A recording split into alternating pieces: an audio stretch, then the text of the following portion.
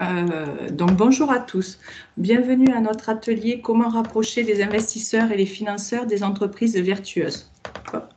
Alors, je me présente, Jessica Puech, chargée de mission économie circulaire à la Chambre de commerce et d'industrie Occitanie. Tout d'abord, je vous remercie de votre présence. Je vais vous rappeler les bonnes pratiques dans un webinaire. Donc d'abord, je coupe mon micro et ma caméra lorsque je n'interviens pas.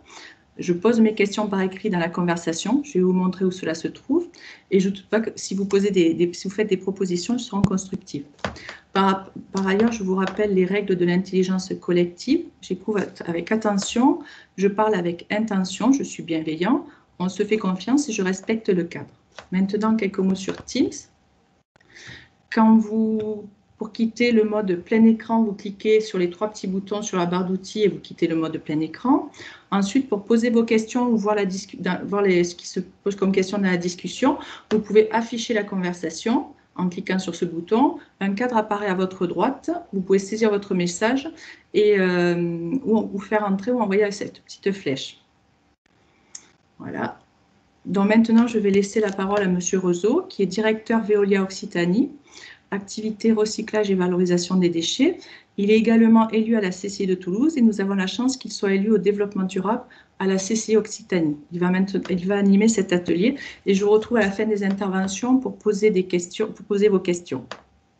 Donc, merci de votre attention. Donc, merci Jessica. Voilà, je m'appelle Jean-François Roseau. J'aurai le plaisir d'animer ce webinaire et on remercie la région Occitanie de nous avoir permis, dans le cadre de ce 3e forum régional de l'économie circulaire, d'avoir permis à la CCI Occitanie d'animer ce webinaire. Donc, à travers les ateliers de ce forum, vous êtes et vous serez certainement inspirés. Et vous aurez envie de vous laisser ou de vous lancer dans des projets RSE, éco-conception, transition énergétique. Et où vous serez vous serez à la recherche pour trouver des ressources complémentaires de financement pour vous accompagner dans ces démarches vertueuses. Donc vous pourrez être tenté d'abandonner, car vous ne savez pas comment financer l'opération. Donc, surtout pas. Des solutions existent, avec une prise en charge très variable suivant les actions envisagées, allant de 0 à 70%. Mais ces solutions seront rendues d'autant plus faciles si vous intégrez dans votre gouvernance les enjeux sociétaux et environnementaux. Nous avons construit cet atelier « Comment rapprocher les investisseurs et les financeurs des entreprises vertueuses » pour vous donner les clés de la prise en compte de ces nouveaux critères dans le financement de vos projets. Nos spécialistes vont vous apporter des réponses. Tout d'abord, M. Thierry Decker, directeur interrégional Fonds propres Réseau Sud chez BPI France, va vous expliquer comment ils accompagnent les entreprises. Puis, Mme Florence Durand, directrice gouvernance, environnement et territoire au Crédit Agricole Toulouse, va vous présenter la raison d'être de la société et ce que cela implique pour les projets suivis. Ensuite, Mme Laure Mulin, commissaire aux comptes chez Signature, présidente de la compagnie régionale des commissaires aux comptes de Toulouse, grâce à son expérience en audit, conseil, reporting RSE, montrera les avantages de ces démarches. Elle mettra en évidence le besoin de créer un langage commun entre les entreprises et les financeurs. D'où la nécessité d'outils. C'est justement ce qu'a étudié M. Simon Alcouf, professeur du département de contrôle de gestion à TBS Business School, qui vous présentera le résultat de cette étude.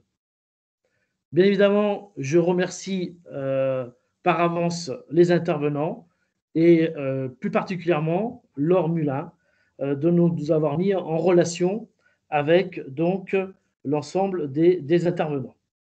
Alors, pour être sûr que nous soyons tous au même niveau de compréhension dans ce qui va vous être présenté, nous avons déposé le détail des acronymes dans la discussion, mais pour rappel, je vais vous définir les principaux. Alors, ça s'appelle peut-être commentaires sur Teams. Donc, il y a la RSE, responsabilité sociétale des entreprises. Je ne sais pas s'il était vraiment utile de le rappeler dans un tel forum. Ensuite, ESG, qui est donc indicateur, un concept très lié à la RSE. Ce sigle international désigne des critères environnementaux, sociaux et de gouvernance, ESG, qui permettent une analyse extra-financière d'une entreprise. GES pour gaz à effet de serre et pour terminer, ISR pour investissement socialement responsable. Donc maintenant, notre premier intervenant va être Monsieur Decker, donc que j'ai présenté juste avant. Et pour lancer sa présentation, je vais lui poser une question. Monsieur Decker, comment se fait-il qu'une institution s'intéresse à ces vertueuses? Ah, effectivement, très bonne question. Je vous remercie, Jean-François.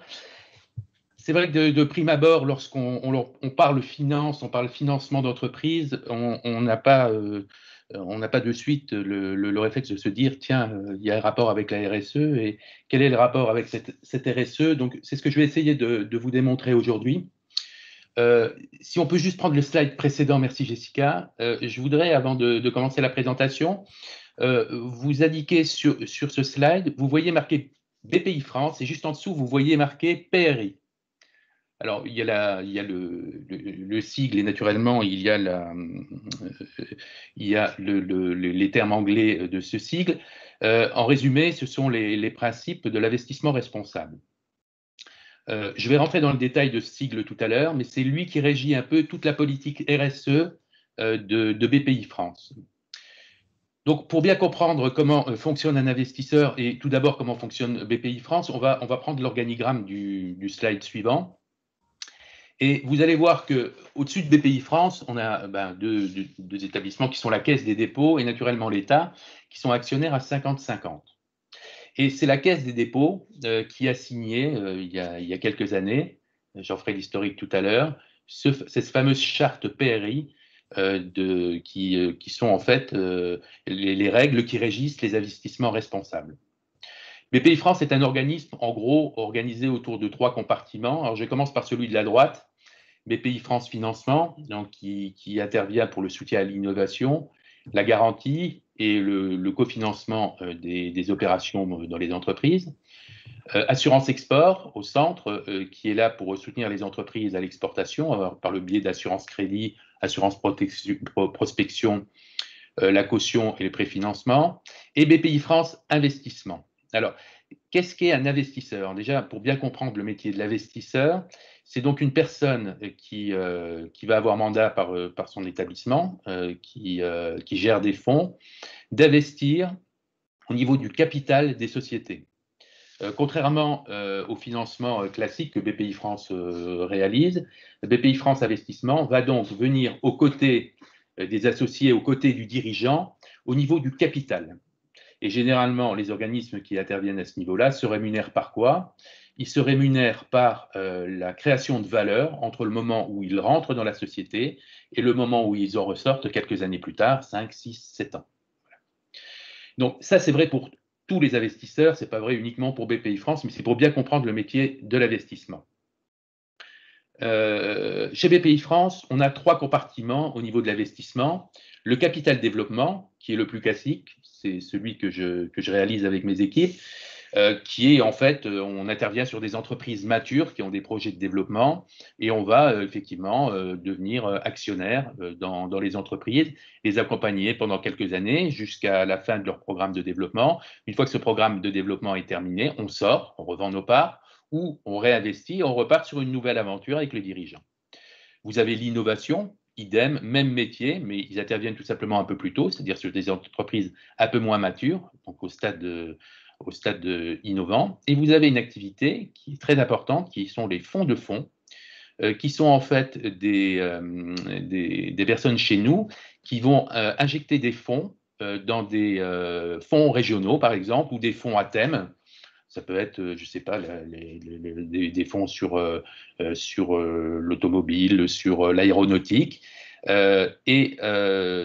ces fonds, en région, ici, Occitanie, nous intervenons dans l'IRDI, pour ceux qui connaissent, ex-Soridec, nous intervenons chez IXO.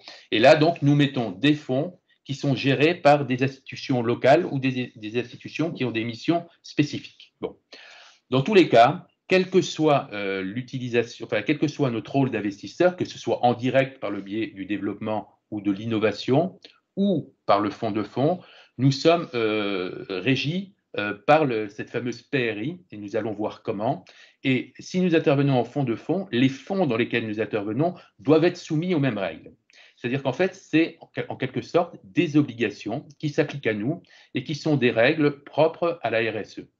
En gros, on a des règles de RSE à respecter, on les fait respecter dans toutes les entreprises dans lesquelles on va investir, ou par le biais de fonds, ou en direct.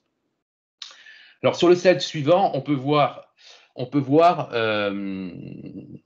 un peu toutes les chaînons de cette banque responsable et les raisons d'être de la RSE. Bon, tout d'abord, c'est une recherche de performance. Donc, la RSE va permettre de mobiliser les femmes et les hommes dans une entreprise, de maîtriser les coûts, de réduire parfois les coûts. Le mieux, c'est parfois de donner un exemple, réduire les coûts. Ça peut être, on le verra tout à l'heure, hein, on a l'ADEME qui est présent, mais je ne sais pas si on réduit par exemple pour des raisons d'environnement la consommation d'électricité dans une entreprise. Le côté vertueux pour le chef d'entreprise, c'est naturellement d'avoir une amélioration de sa rentabilité. Donc on réduit les coûts de l'entreprise. Et c'est vrai à peu près pour tous les enjeux de la RSE. J'y reviendrai tout à l'heure, parce que de prime abord, ce n'est pas toujours évident. À l'inverse, on se pose souvent la question pour les établissements financiers, quel est leur intérêt, mais c'est vrai que parfois, nous-mêmes, en tant qu'établissement financier, on a du mal à expliquer aux entreprises quel est l'enjeu, outre l'enjeu naturellement développement durable, climatique et tout ce qui s'ensuit, quelle est la priorité pour l'entreprise et les gains qu'il peut en retirer. Donc souvent, on essaye de ramener ça à un aspect pécunier. Alors je sais bien que c'est pas toujours peut-être du très sain en termes de développement durable, mais on essaye aussi de faire coller l'enjeu économique à l'enjeu RSE. Voilà. C'est un enjeu aussi pour participer à la réponse aux grands enjeux actuels. Les grands enjeux actuels, je l'ai cité tout à l'heure, c'est en particulier ce qui se passe actuellement sur le climat et la politique environnementale des sociétés. Répondre aux attentes de nos actionnaires et des refinanceurs qui eux-mêmes ont des obligations au niveau RSE et développement durable. Satisfaire à nos obligations légales et réglementaires, j'y reviendrai tout à l'heure en parlant du PRI. Renforcer la cohérence entre notre mission et notre façon de l'exercer. Il est clair qu'on est là pour accompagner des entreprises, on est là pour les aider à se développer, mais quand on s'appelle BPI France, ou même quand on est un investisseur responsable qui a signé cette charte PRI, on ne peut pas le faire n'importe comment, quoi. Il faut vraiment maintenant que tout le monde soit conscient que le développement durable et que la RSE est un enjeu majeur pour nous, mais aussi pour notre descendance.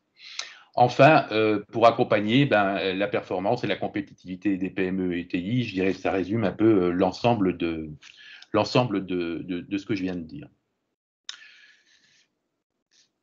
Alors, comment sont fondés chez BPI France tous ces éléments? En fait, elles font partie d'une charte, hein, c'est une charte de responsabilité sociétale où on va lier l'économique, le social et l'environnemental. C'est souvent le cas, on le verra dans les critères ESG, mais quelqu'un saura en parler beaucoup mieux que moi.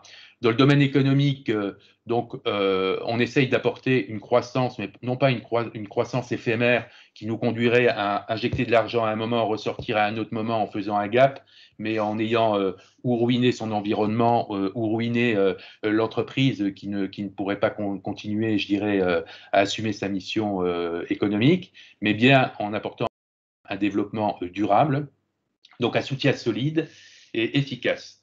On est loin des fonds, je dirais qu'on appelait, nous, dans notre jargon, les fonds vautours, qui sont là, qui rentrent dans une entreprise, qui en pompent la substantifique moelle pour ressortir quelques années plus tard, en laissant derrière eux des dettes et une entreprise exsangue. Nous, ce n'est pas du tout notre politique, et c'est ce n'est pas la politique des fonds, en tout cas en France, qui s'inscrivent tous dans une démarche de développement durable. Dans le domaine social, on apporte un soutien à une croissance qui est créatrice de richesses et d'emplois dans les territoires. On essaye de voir effectivement que si vous voulez, notre politique d'investissement colle bien avec le développement des territoires et qu'elle soit respectueuse des personnes et de leur développement. Un exemple, on ne rentre pas dans une entreprise sans regarder, par exemple, le taux d'accidentologie au travail. Voilà, ça ne nous viendrait pas à l'idée. On ne rentre pas dans une entreprise sans regarder la grille salariale et en particulier les disparités hommes-femmes. Voilà, et c'est un sujet sur lequel c'est un sujet qu'on va regarder plus particulièrement. Le domaine environnemental, donc voilà, c'est, je dirais, la grande règle, je dirais, de la RSE, et c'est là souvent où, quand on parle de RSE ou de ESG, on parle souvent environnement, mais ce qu'il faut bien comprendre, c'est que l'environnement n'est qu'une partie d'une politique totale de RSE. Voilà. Les piliers de la RSE, on le verra dans l'ESG, c'est certes l'environnement, mais c'est l'aspect sociétal de l'entreprise et c'est aussi sa gouvernance. Donc, chez BPI France, les points principaux qui ressortent de notre politique et sur lesquels nous sommes particulièrement attentifs lorsque nous intervenons dans une entreprise en capital, c'est le développement de l'emploi et en particulier l'emploi des jeunes, la transition écologique, énergétique, de l'optimisation des ressources énergétiques, la qualité de la gouvernance et du management. Il y a des règles très strictes là-dessus et en particulier sur l'égalité homme-femme. Hein. Il y a maintenant des grandes règles qui sont établies pour avoir une parité et une attention tout particulière à l'entrepreneuriat féminin et l'accès aux femmes au poste de chef d'entreprise, ce qui est encore quelque chose d'assez difficile en France. Voilà. Donc, en passant au slide suivant, on va voir un petit peu quels sont nos engagements et les modalités d'action. Alors, l'engagement, je vais y revenir, donc je vais faire un tout petit peu d'histoire, mais ça ne va pas durer longtemps. L'engagement, c'est la signature des principes de l'investissement responsable des Nations Unies. En 2005, Kofi Annan a réuni les plus grands investisseurs mondiaux et leur a demandé de réfléchir un petit peu sur ce que pourrait être l'investissement durable dans une société. Et en 2007, donc, a été élaborée cette grande charte de PRI, donc avec 6 grands items. Le premier, c'est prendre en compte les questions d'ESG dans le processus d'analyse et de décision en matière d'investissement. C'est ce que nous faisons. D'être un investisseur actif et de prendre en compte les questions ESG dans la politique d'investissement et pratique d'actionnaire. De demander aux entités dans lesquelles nous investissons de publier des informations appropriées sur les questions d'ESG. De favoriser l'acceptation et l'application des pratiques auprès des acteurs de la gestion d'actifs, de travailler pour accroître notre efficacité dans l'application des principes et de rendre compte individuellement de nos activités et de nos progrès dans l'application des principes. Donc, tout ça, ce sont les 6 grandes règles qui régissent le PRI. Et donc, quand vous verrez ce logo chez un investisseur, c'est que lui-même a signé cette charte de principes d'investissement responsable. Alors, comment faire? Les modalités d'action, c'est d'intégrer des critères d'ESG dans l'étude et le suivi des investissements, c'est de proposer des formations à la RSE, à nos entreprises, et de collecter et de diffuser des bonnes pratiques de la RSE autour de nous. Voilà, c'est ce que nous faisons aujourd'hui d'ailleurs. Alors, la question qu'on peut se poser, c'est pratiquement, ça se passe comment? Pratiquement, sur le slide suivant, on va le voir. Je crois que M. Réseau a son micro coupé. Pour rebondir sur votre présentation, Thierry, oui. Effectivement, comment concrètement vous intervenez pratiquement dans ces entreprises? Oui, c'est là où je voulais en venir justement. On va le voir, Jean-François, sur le slide suivant, justement. Tout ce que je viens de dire là, pour l'instant, tout ce que je viens de dire là, naturellement, ce sont les grandes règles pour expliquer un petit peu comment fonctionne la RSE, le ESG dans ce système financier. Mais de façon pratico-pratique, voilà, on va prendre un cas concret. Je me trouve avec un membre de mon équipe, on va rencontrer une entreprise, on veut investir dans cette société. La première chose, c'est qu'on va devoir, entre guillemets, souvent la convaincre, si elle n'est pas déjà convaincue, de l'importance d'une politique RSE dans l'entreprise et de l'application des critères ESG, environnementaux, sociaux et de gouvernance, sociétale et de gouvernance. Donc, il va falloir la convaincre. Alors, pour la convaincre, soit elle l'est déjà parce que ses propres clients lui ont demandé, ben voilà, quelle est votre politique RSE au sein de votre société, et elle se rend compte tout doucement que pour accéder à certains marchés, elle est obligée de mettre en place des critères ESG dans sa société, mais je laisserai quelqu'un tout à l'heure en parler là aussi mieux que moi. Ou alors il va falloir la convaincre. Et souvent pour la convaincre, comme je disais tout à l'heure, on va essayer de lui faire un parallèle entre les économies qu'elle peut réaliser en mettant une politique RSE en place et la bonne action, naturellement, de s'inscrire dans du développement durable. Alors, les économies, ça peut être, je le citais tout à l'heure, sur des questions énergétiques, ça peut être sur l'accidentologie au travail, lui montrer que son taux d'accidentologie au travail lui fait une baisse lui occasionne une baisse de rentabilité dans la société, et que de redresser cet état de choses, non seulement c'est mieux pour les salariés de la société, ça c'est le premier point, mais en plus, ça permet d'accroître la rentabilité. Donc, c'est d'essayer de créer un parallèle financier et lui expliquer aussi que parfois, ça lui permettra d'accéder à certains marchés dont elle est peut-être privée actuellement. Et c'est surtout pas de faire ce qu'on appelle dans le jargon du greenwashing. Le greenwashing, c'est un terme qui dit, voilà, on fait un petit peu du vert pour mettre tout ça en avant, faire mousser les choses. Non, c'est une vraie politique interne qu'il faut mettre en place. Alors, comment on met une vraie politique interne RSE en place? C'est en passant par des critères ESG. Donc, ce que l'on fait, c'est avant d'investir dans une société, on va réaliser une analyse ESG de l'entreprise, c'est-à-dire qu'on a, en gros, alors soit on fait appel à un cabinet spécialisé pour le faire, soit on a 400 critères qui ont été référencés chez nous, et tant sur l'environnement que sur la partie sociétale ou gouvernance, on va balayer non pas les 400 critères, mais suivant l'activité de la société, on va balayer les questions les plus récurrentes qui peuvent se présenter, et on va dresser une cartologie ESG de la société. De là, on va identifier généralement entre 2 et 3 axes majeurs sur lesquels l'entreprise va devoir suivre cette politique d'ESG. Je prends un exemple. Si la politique d'ESG, c'est de réduire son empreinte carbone, elle va devoir mettre en place déjà des indicateurs qui vont lui permettre de suivre pendant toute la durée de vie, en tout cas où nous, on va être au capital, ce critère d'empreinte carbone.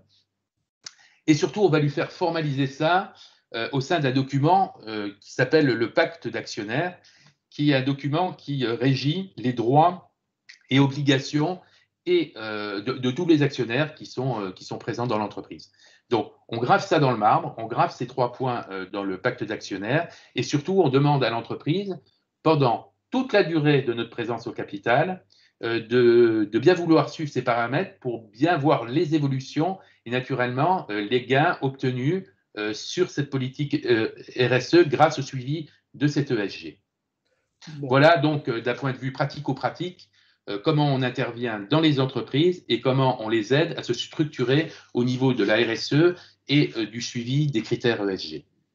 Bon, merci Thierry. Donc avant de passer la parole à l'autre intervenant, prochain intervenant, j'ai quand même une question à vous poser. Et d'ailleurs, nos autres intervenants pourront peut-être rebondir. Nous dire, et c'est très rassurant, que vous intégrez les critères ESG dans l'étude et le suivi des investissements. La loi Pacte du 22 mai 2019 a modifié le droit commun pour y faire entrer le droit de responsabilité sociétale des entreprises, RSE, notamment par l'intégration des notions nouvelles de raison d'être et de société à mission.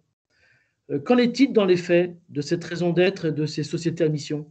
Oui, alors la raison d'être, pour bien expliquer ce qu'est la raison d'être, en fait la raison d'être c'est de prendre une entreprise qui existe déjà et qui a généralement défini dans ses statuts son activité, hein, je sais pas, une activité de transport, une activité de distribution, et se dire, voilà, essayez de réfléchir avec votre société, essayez de lui donner un sens qui va au-delà simplement d'une activité économique, mais qui va définir un petit peu son action quelque part pour améliorer de façon générale la société ou un enjeu majeur.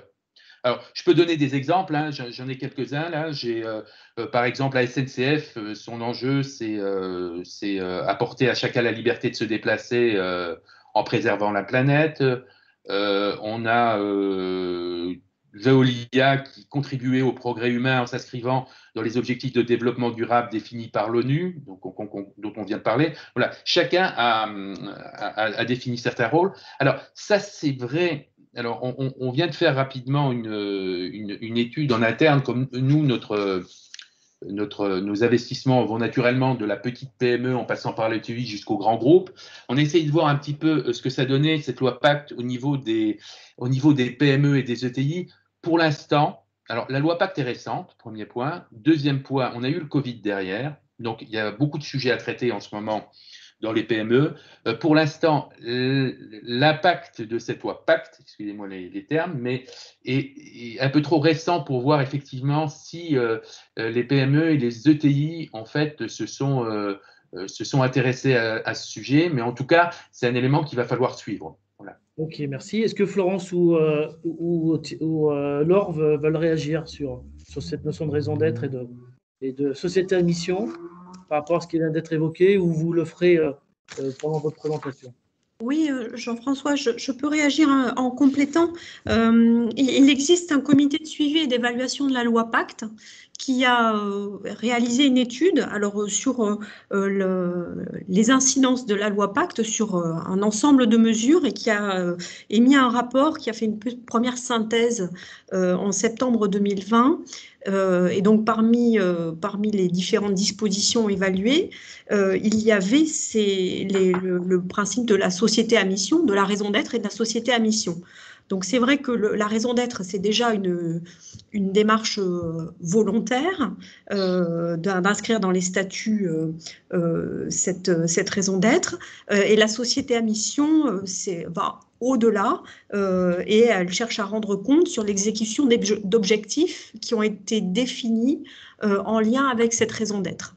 Et donc, ce rapport fait état d'un certain nombre de sociétés qui se sont dotées d'une raison d'être, mais ça reste effectivement très limité aujourd'hui. Il dénombre une soixantaine de sociétés qui se sont dotées d'une raison d'être. Et donc, c'est sur la base de publications, hein. Ce sont des éléments rendus publics. Et les sociétés à mission, elles, on en compterait aujourd'hui une vingtaine seulement. Donc, ça reste encore au début, aux prémices. C'est un peu limité, oui. Voilà. Bon, Jean-François, juste un tout petit mot de conclusion, très rapidement, concernant BPI France et éventuellement les attentes des personnes qui nous écoutent. Tout à l'heure, je parlais de l'environnement dans ces critères RSE. Je voulais simplement préciser que il y a une grande réflexion, c'est même plus une réflexion, c'est en train d'être mise en place au niveau de BPI France. En particulier sur les aspects climatiques, il va y avoir des grands effets d'annonce suivis de la mise en place de nouveaux produits qui sont destinés à accompagner, alors quelle que soit, je dirais, la branche de BPI France, que ce soit en financement, en investissement ou à l'international, les entreprises, entre guillemets, vertueuses ou qui mettraient en place des programmes vertueux concernant l'amélioration du climat et des problématiques de réchauffement climatique. Voilà. Donc il y a des annonces qui vont bientôt sortir avec des produits à l'appui. Hein. C'est pas uniquement des annonces pour venir contrer le réchauffement climatique. Voilà. Je voulais conclure là-dessus avec une note d'optimisme. Voilà. Puis voilà, du concret, on voit bien que dans ces domaines, chaque semaine nous amène de plus en plus de choses concrètes. Donc voilà, maintenant, je vais passer la parole à Florence Durand, hein, directrice gouvernance, environnement et territoire au Crédit Agricole Toulouse 31. Et juste avant qu'elle prenne la parole, que je lui pose la question, j'en profite également pour remercier les nombreux participants qui nous ont rejoints. Il est vrai que, bon, d'habitude, on le fait au démarrage, mais en webinaire, voilà, le temps de la connexion et autres, c'est pour ça que c'est maintenant que j'en profite pour remercier l'ensemble des participants, mais aussi l'ensemble des personnes qui se sont connectées, surtout l'ensemble des personnes qui se sont connectées et qui suivent ce webinaire. Merci. Alors, Florence, pourquoi le monde de la finance s'intéresse-t-il à la RSE? Alors, est-ce que vous m'entendez? Ouais. Très bien. Bien. Donc, effectivement, j'avoue avoir été un peu surprise au départ par la formulation de la question comment rapprocher, parce que pour nous, enfin à nos yeux, c'est un sujet qui doit nous rapprocher. Alors Jessica, je vous propose qu'on passe à la slide 2. C'est un sujet qui doit nous rapprocher parce que finalement, on est banquier, c'est vrai, mais aussi on est une entreprise du territoire comme les autres, et au même titre, on est soumis aux mêmes réglementations. Au même titre que n'importe quelle entreprise, on est soumis aux questions, aux problématiques d'attractivité, de satisfaction, de sens qu'on veut donner à nos missions auprès de nos clients. Et on sait que nos clients nous attendent sur ces sujets sociétaux. Et puis, on a aussi cette même problématique auprès de nos salariés. Et puis, troisième point, c'est parce qu'en tant que banquier, nous, on est au cœur de l'économie et donc forcément mobilisés sur ces questions de transition, notamment énergétique, et également sur les sujets sociétaux que regroupent ces questions de la RSE. Donc, pour aller un peu plus loin, et c'est la slide suivante sur finalement, qu'est-ce qui nous rapproche, Jessica, je veux bien que vous tourniez, voilà, merci. Un sujet qui nous rapproche, comme je vous disais, parce que, notamment en tant que banque mutualiste, nous considérons que la finalité d'une entreprise, c'est d'entreprendre pour participer au progrès matériel de la société. Cette responsabilité, on vient d'évoquer la question de la raison d'être, eh bien, on a souhaité la matérialiser dans nos raisons d'être, tant au niveau du groupe que vous découvrez là, qu'au niveau de la Caisse régionale de Toulouse 31. Alors, écrire une raison d'être, c'est bien. Ce qui est mieux quand on est entrepreneur, pour être sûr d'atteindre ses objectifs, pour être sûr de tenir ses engagements, c'est se fixer des ambitions, des objectifs et de les mesurer. Et donc, ce qu'on a mis en place donc, dans le groupe et à Toulouse, c'est en fait des indicateurs. Donc, j'en ai, évidemment, ils sont nombreux, mais j'ai retenu, je vais en citer 4 qui me semblent assez emblématiques. Nous menons aujourd'hui, tous les ans, et depuis maintenant 4 ans, une mesure systématique annuelle de la satisfaction de nos clients. C'est ce qu'on appelle chez nous l'IRC, l'indice de recommandation de nos clients, qui nous amène et nous mobilise pour mener des actions pour travailler sans relâche à la question de la satisfaction de nos clients.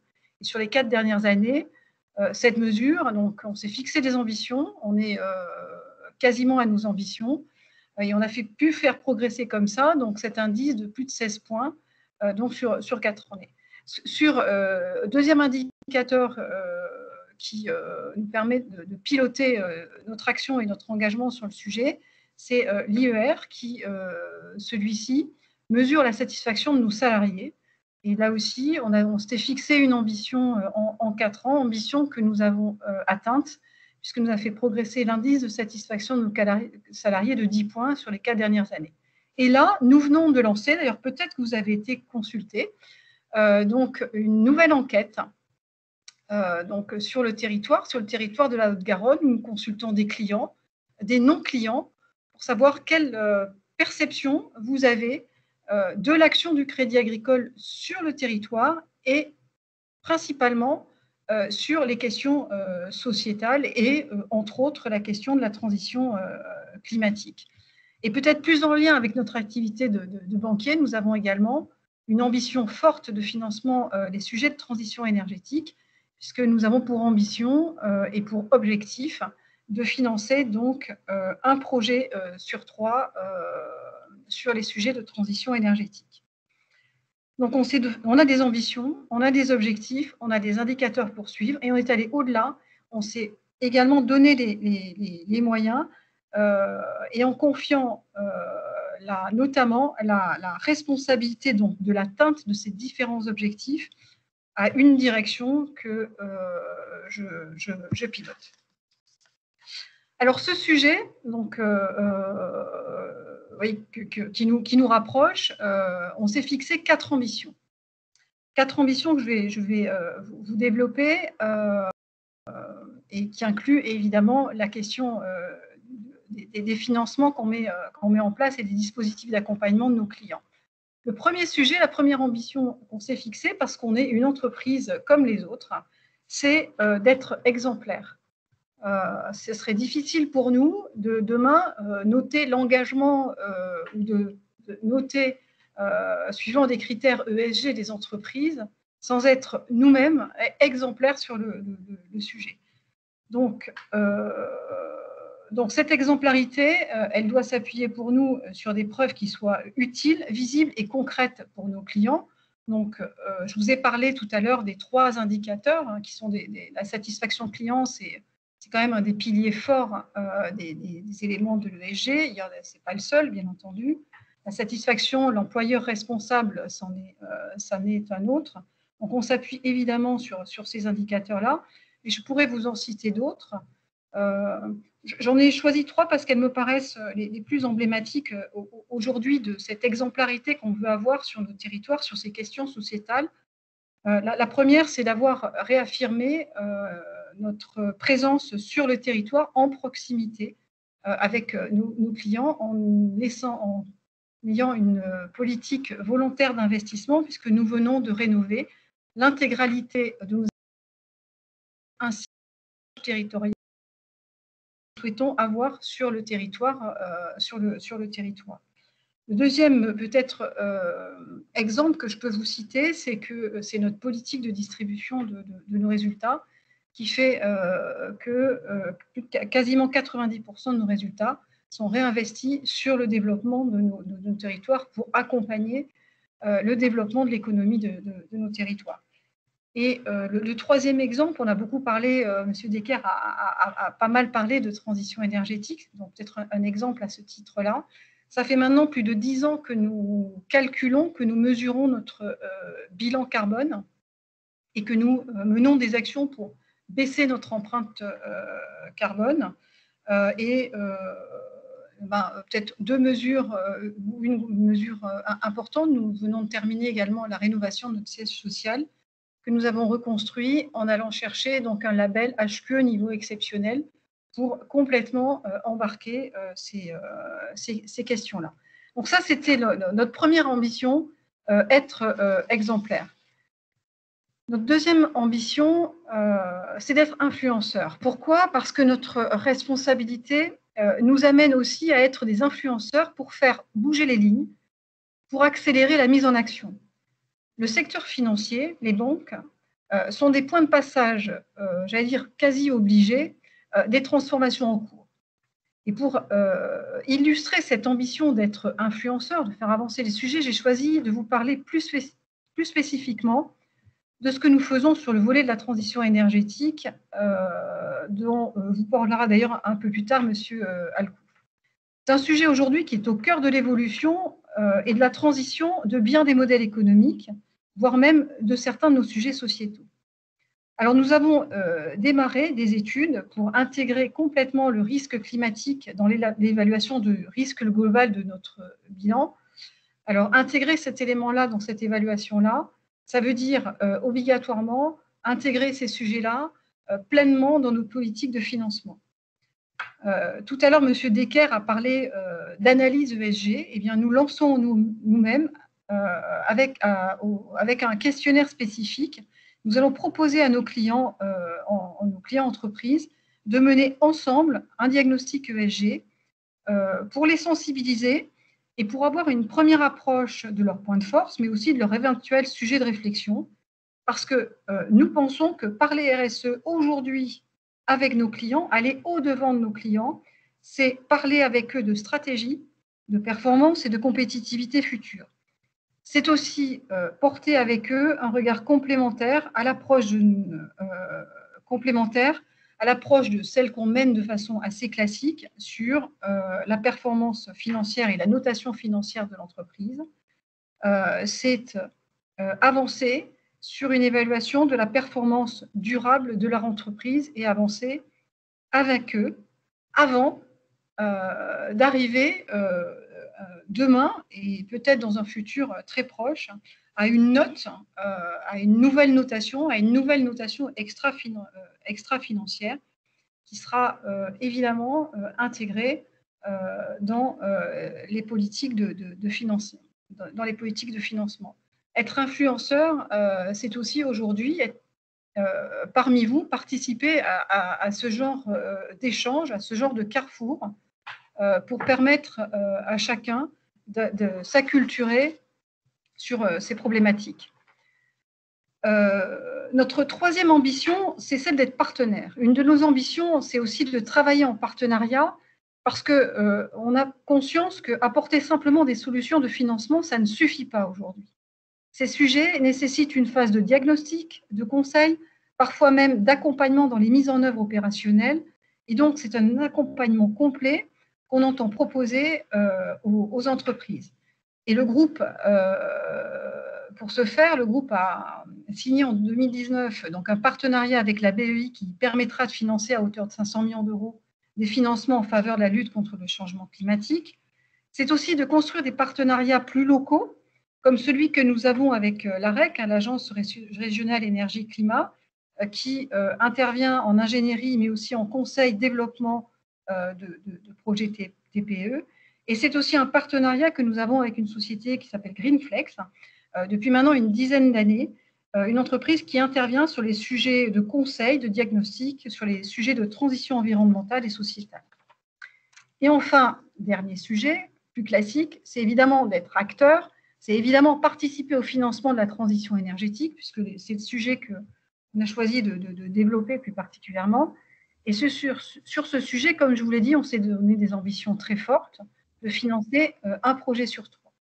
Alors pour ce faire, on intervient bien sûr en fonds propres, grâce à la création en 2019 d'un fonds dédié, un fonds qui fait 160 millions d'euros pour accompagner les entreprises de la transition énergétique, les coopératives, les entreprises agricoles ou agroalimentaires qui sont en transition vers des modes de production qui sont plus durables, et grâce aussi à notre société on va dire, plus locale de capital risque qui s'appelle Grand Sud-Ouest Capital.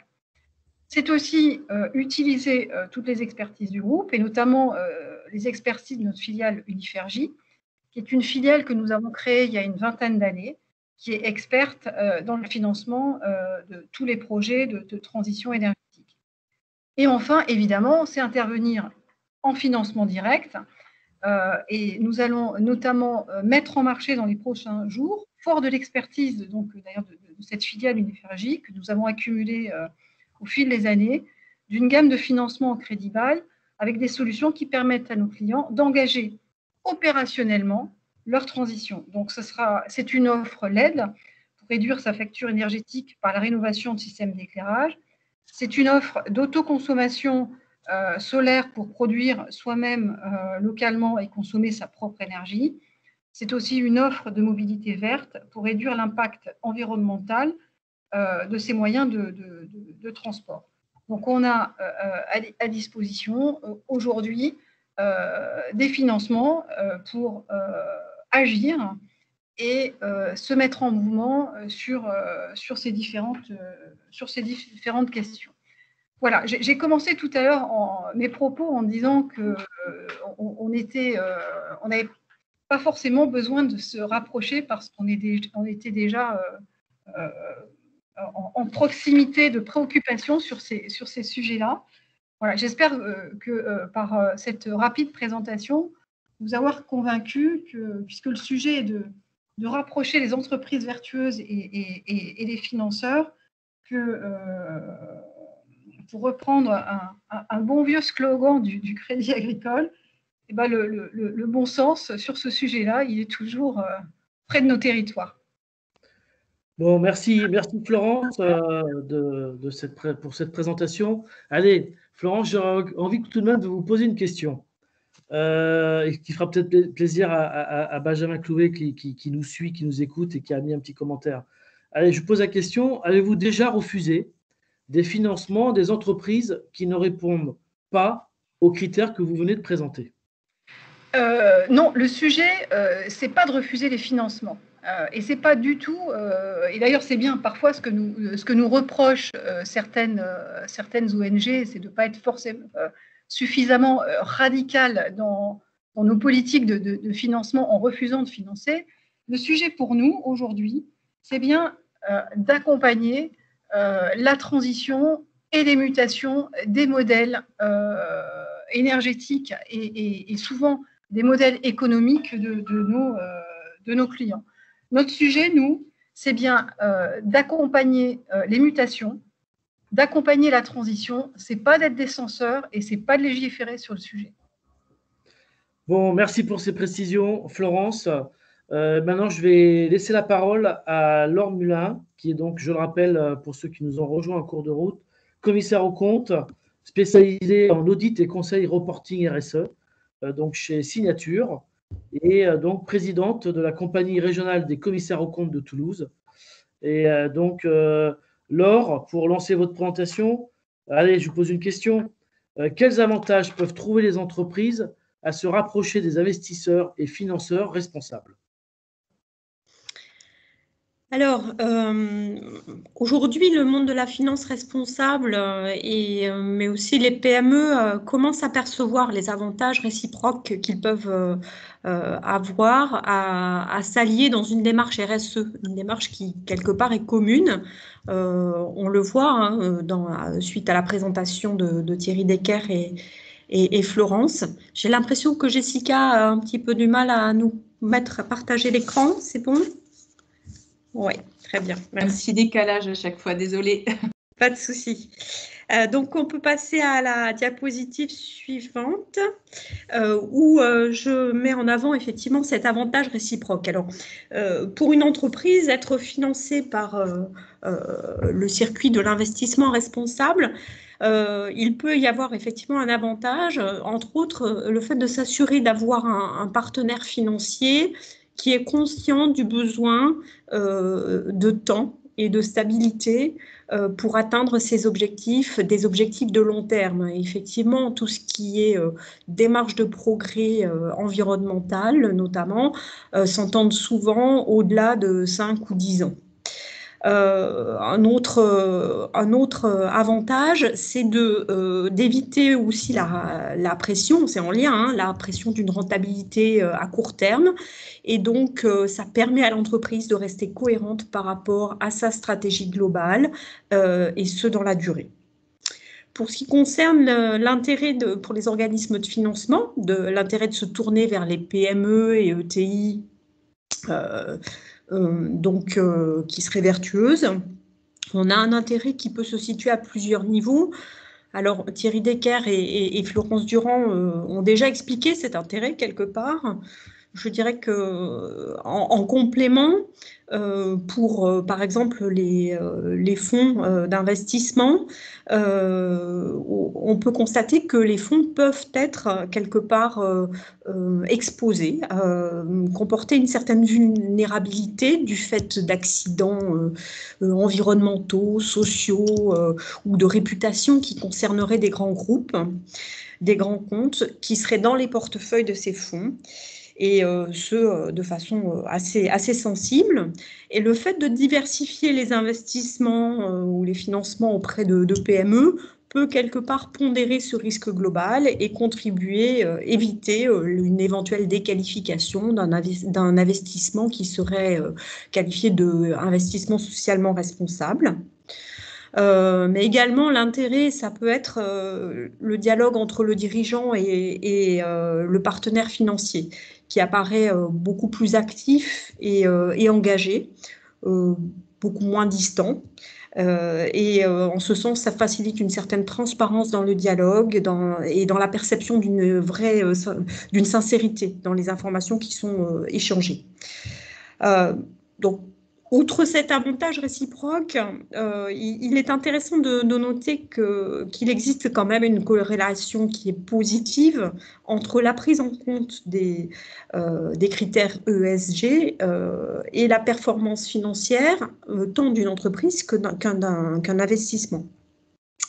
Alors ça, on ne peut pas forcément démontrer, hein, avoir un lien de cause à effet démontré, mais le rapport de Patrick de Cambourg, auquel je fais référence sur cette diapositive, a quand même relevé qu'à l'occasion de certaines études publiées, il existait cette corrélation. Alors, par exemple, une corrélation positive entre une bonne gouvernance, qui serait mesurée par exemple par des droits qui sont conférés aux actionnaires particuliers. Donc, une corrélation positive entre cette bonne gouvernance et des résultats qui seraient évalués en termes de valorisation boursière ou d'évolution de croissance de chiffre d'affaires, par exemple.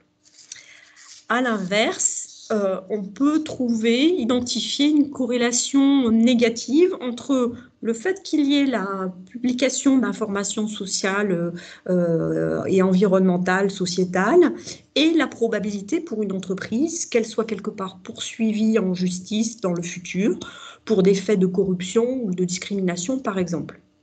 Donc, on voit qu'il y a quand même un certain avantage sur le fait de mettre en œuvre ce type de démarche. Quand on va à la diapositive suivante, on identifie également des bénéfices au fait d'avoir une démarche RSE, et des bénéfices qui ont un impact direct sur le financement de l'entreprise.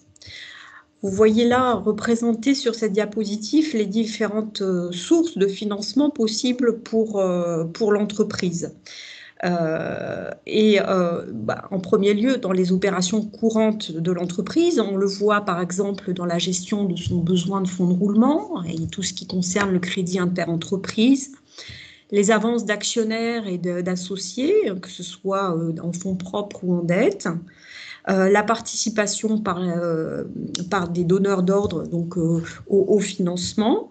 Il existe le prêt interentreprise désormais, l'actionnariat des salariés aussi, ou l'émission d'emprunts obligataires. Donc le fait d'avoir une démarche RSE auprès de ces différentes parties prenantes, donc au travers des opérations courantes, cela peut faciliter, donner accès à de nouvelles sources de financement. On le voit aussi dans les relations avec l'État, donc les collectivités, avec des dispositions fiscales incitatives, des financements d'agences institutionnelles, avec des apports en services de financement, d'accompagnement ou des subventions d'investissement.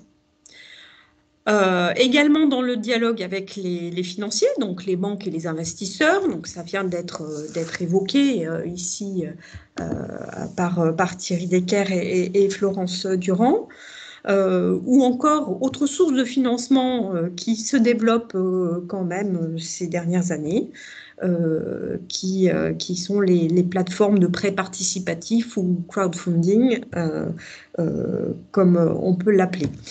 Donc, vous voyez, l'ensemble de ces éléments présente, alors ici, je présente de façon non limitative, mais l'intérêt qu'il peut y avoir à avoir une démarche responsable et du coup influencer sur la source de financement.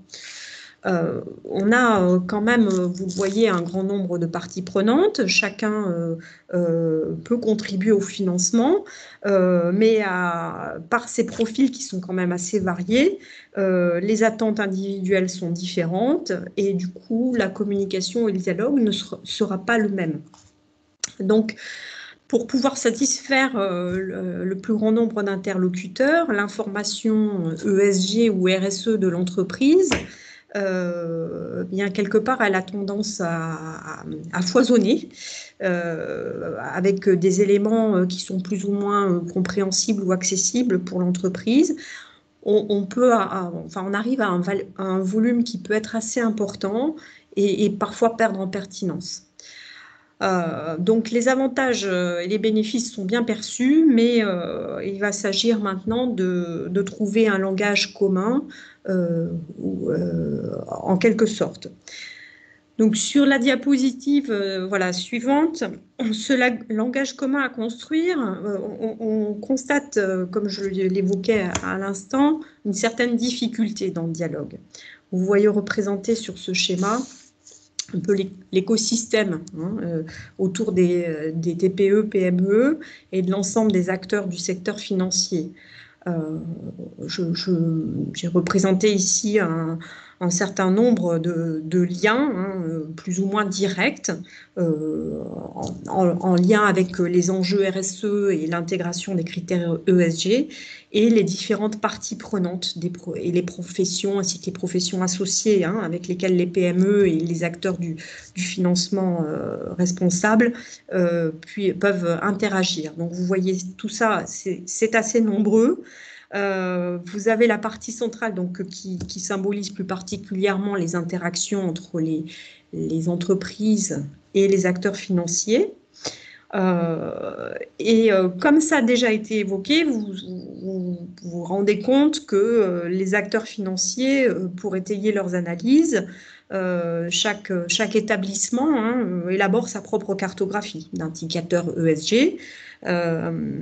Thierry Decker vous a dit chez BPI ils ont 400 critères, alors bien sûr pas déroulés pour chaque société, mais ça fait déjà beaucoup. Donc chaque établissement va avoir ses propres indicateurs qui sont renseignés par des entretiens, des questionnaires qui sont envoyés aux entreprises.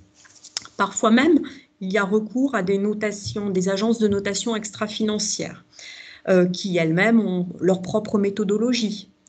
Donc ça va être difficile pour une entreprise, une petite entreprise, d'anticiper et d'identifier vraiment l'intérêt de tous ces indicateurs, à la fois sur le fond et sur la forme de la restitution. Et d'ailleurs, ça doit probablement constituer une raison à la difficulté peut-être d'accès au financement ou en tout cas à l'intérêt d'accéder au financement responsable pour les petites entreprises. Ce foisonnement d'informations et cette nécessité d'essayer de centrer un peu plus, de cibler quelque peu les critères d'appréciation, donc sont reconnus de façon assez générale. Pour autant, on réalise bien que les investisseurs responsables sont orientés selon des objectifs variés. Ils sont sociaux, environnementaux, spécifiques à une catégorie d'investissement. Donc ça paraît difficile aussi de déterminer une liste d'indicateurs qui soit unique et destinée à l'ensemble des interlocuteurs, tout profil confondu. Donc, la question c'est, ok, se construire des indicateurs c'est bien, mais quels indicateurs et qu'est-ce qui serait bien pour une entreprise d'anticiper sur ces sujets lorsque l'entreprise souhaite avoir recours à des financements. Donc, sur la diapositive suivante,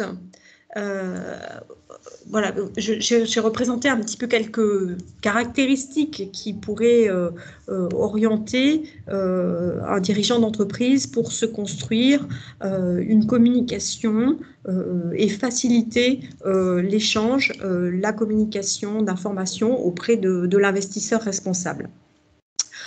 Une PME, elle est forcément moins structurée qu'une grande entreprise qui aura les moyens de construire un reporting dédié et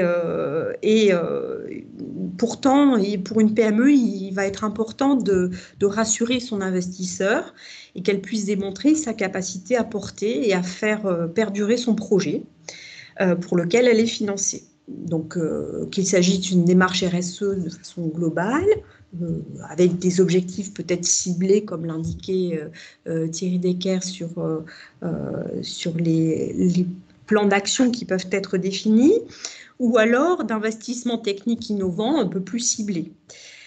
Donc, la communication devra intégrer une notion de performance globale et être vraiment en lien avec le modèle d'affaires de l'entreprise. quand je parle de performance globale, ça intègre à la fois des indicateurs, une performance économique bien sûr, mais aussi sociétale, sociale et environnementale.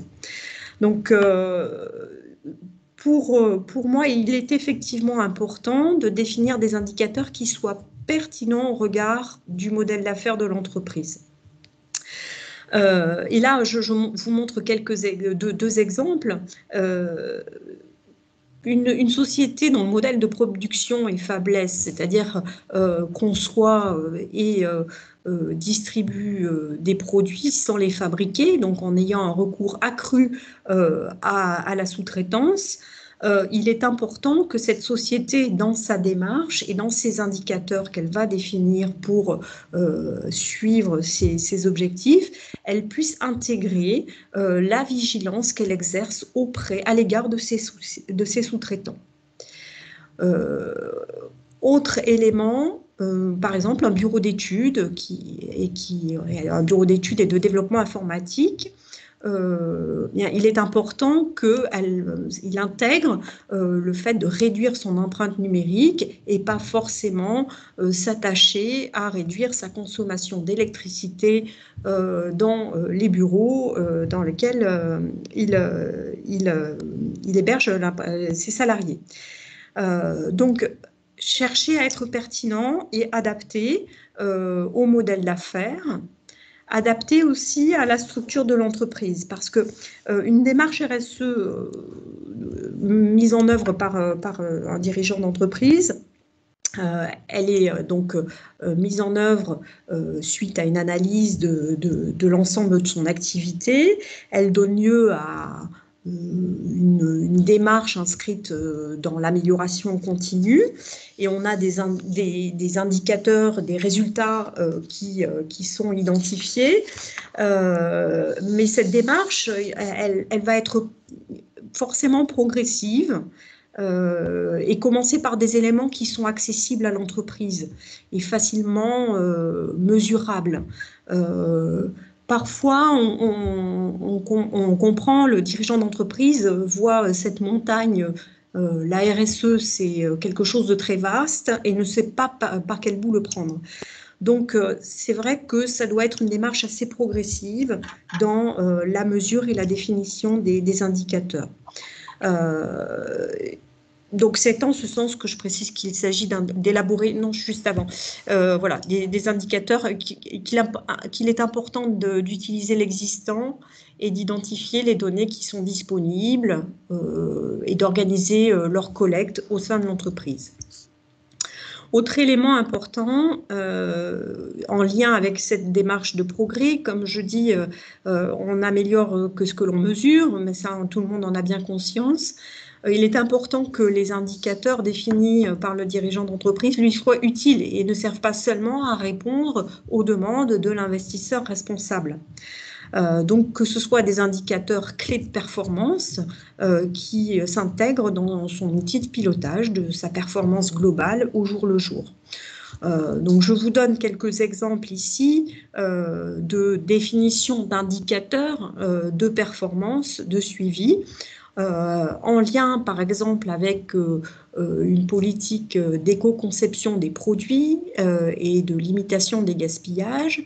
On voit le bénéfice que l'on peut retirer, donc ce sont des gains d'efficacité, et on va pouvoir mesurer l'atteinte des objectifs que l'on peut se fixer, par exemple en mesurant, en ressortant cet indicateur de pourcentage de matières premières recyclées et ou recyclables dans le produit fabriqué.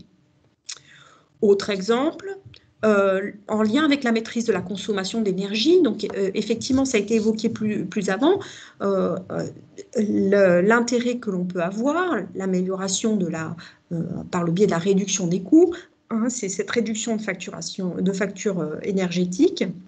Mais comment la mesurer? Vous disposez de la donnée sur les factures EDF, ou enfin factures d'électricité, et donc vous avez cette consommation au kilowattheure. Mais pour que ce soit un réel indicateur que vous puissiez suivre et chercher à atteindre des objectifs, bien il pourrait être intéressant de le rapporter au mètre carré occupé ou le mettre en lien avec les mètres carrés, la chaîne de production concernée. Et enfin, dernier exemple de suivi d'indicateurs en lien avec le retraitement et la revente des déchets. Donc, je vous mets en avant le fait que ça génère effectivement un revenu différent, qui a un chiffre d'affaires supplémentaire. Et l'indicateur pourrait être, outre le chiffre d'affaires généré en montant, vous avez là le pourcentage de déchets retraités qui peut être suivi. Voilà, donc ça c'est un ensemble d'indicateurs, mais bon, pour le dirigeant, c'est peut-être difficile à mettre en œuvre. Donc, quelles sont les solutions? Laure, donc, quelles sont les solutions pour les dirigeants de façon synthétique? Voilà, quelles sont ces solutions, Laure? Alors, le dirigeant d'entreprise n'a pas forcément les moyens suffisants. Donc, pour mettre en place les mesures et les indicateurs RSE, il peut être intéressant de faire intervenir des accompagnants, des spécialistes indépendants, qui seraient facilitateurs dans le dialogue. Donc là, moi, ce que je mets en avant très rapidement, ce qui peut être utile, c'est quand vous avez un expert comptable, c'est vous faire accompagner par votre expert comptable qui a déjà quelque part ce rôle de facilitateur dans l'obtention de financement, mais il a également un positionnement central. Donc c'est intéressant au regard il a une vision globale de l'entreprise, donc ça peut être intéressant de se tourner vers vers l'expert comptable. Vous voyez là représentés sur cette diapositive les différents types de missions rencontrées dans ce cadre. Donc, outre l'expert comptable, vous pouvez aussi avoir un recours à un avis d'un tiers indépendant. Ce recours, ça permet de donner une appréciation, un certain confort à l'information qui serait produite. Et également, autre voie possible, il s'agit de la coopération. Donc là, la coopération, en fait, je vous fais référence à une association qui a été créée là au niveau de Toulouse, qui s'appelle Planète RSE.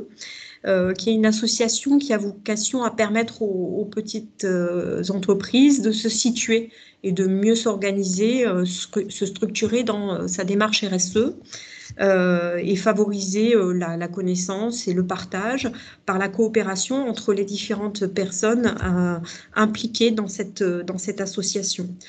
Donc, Planète RSE propose un système simple et pratique d'évaluation et de notation de la RSE à partir d'un certain nombre de critères, mais qui sont revus par un pair. C'est une évaluation entre pairs.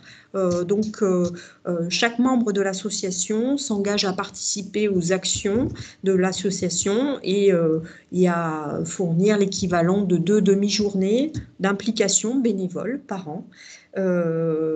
Signe aussi une charte de confidentialité et donc va auditer un pair dans une autre entreprise. Donc, ça permet à la fois d'obtenir un diagnostic et puis d'échanger sur les bonnes pratiques. Voilà, donc c'est une voie aussi possible que cette association Planète RSE. Bon, merci Laure. Une dernière question. Est-ce qu'on peut dire que ces démarches-là, ces solutions sont adaptées à toute taille d'entreprise? Est-ce que justement, on ne peut pas s'interroger sur toutes ces démarches? Voilà. Est-ce que c'est accessible pour toute taille d'entreprise, Laure? Oui, tout à fait. Alors, c'est vrai que les PME ont tendance à ne pas toujours se sentir concernées par ces problématiques, à considérer que, à tort d'ailleurs, que cela ne concerne que les grandes entreprises qui, elles, ont des obligations légales, à la fois de respecter certaines obligations légales telles que le devoir de vigilance ou des choses comme ceci, ou des obligations de reporting, de rendre compte sur leur démarche RSE, donc au travers de la déclaration de performance extra-financière. Et il est vrai que là, ça concerne de grandes entreprises qui ont plus de 100 millions de total bilan ou de chiffre d'affaires et c'est plus de 500 salariés. Mais les petites entités, les startups, les PME, les ETI, elles représentent néanmoins un fort potentiel en matière de lutte contre le réchauffement climatique et également en matière de cohésion et d'intégration sociale. Et ça, la prise de conscience se fait peu à peu. Mais il faut bien réaliser qu'elles sont une composante essentielle dans la chaîne de valeur des grands acteurs, les fameux grands comptes. Et elles représentent une vraie dynamique dans l'évolution de l'organisation économique et sociétale. Donc, peu à peu, on constate que les démarches RSE sont déployées et se structurent au sein des petites entreprises, au début par nécessité, sous l'impulsion de leurs donneurs d'ordre, des acheteurs. J'imagine qu'au niveau des achats chez Crédit Agricole, c'est le cas d'ailleurs. Donc, au début par nécessité, pour répondre aux demandes des donneurs d'ordre, aux appels d'offres des clients, etc., mais aussi de plus en plus par conviction. Bon, merci Laure. Donc écoutez, pour finaliser là, ce webinaire sur cette thématique, les investisseurs financeurs et les entreprises vertueuses, donc nous avons M. Simon Alcouf, qui est professeur responsable du département de contrôle de gestion à TBS Business School, qui va nous amener un regard très intéressant, qui est l'état des lieux de ces pratiques.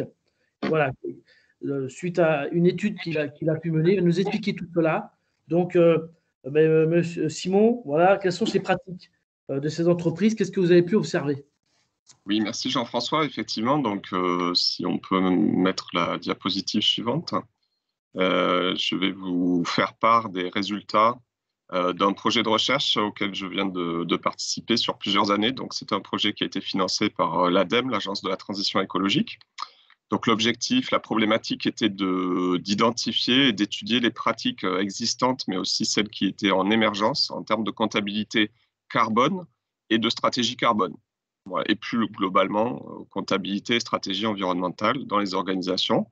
Et nous avons décidé de cibler les PME puisque nous apparaissait important que ce type d'entreprise jouait un rôle important dans le tissu économique français, n'était pas ciblé par la réglementation, parce que j'ai vu dans le chat qu'il y avait une question sur le bilan carbone. Alors effectivement, les PME, la définition de l'Union européenne des PME est qu'elles ont moins de 500 employés et du coup, elles ne sont pas soumises à l'obligation d'effectuer un bilan carbone. Par contre, elles ont la possibilité de le faire, mais elles n'y sont pas obligées. Donc, il était intéressant d'étudier les pratiques de ces entreprises qui n'étaient pas soumises à une réglementation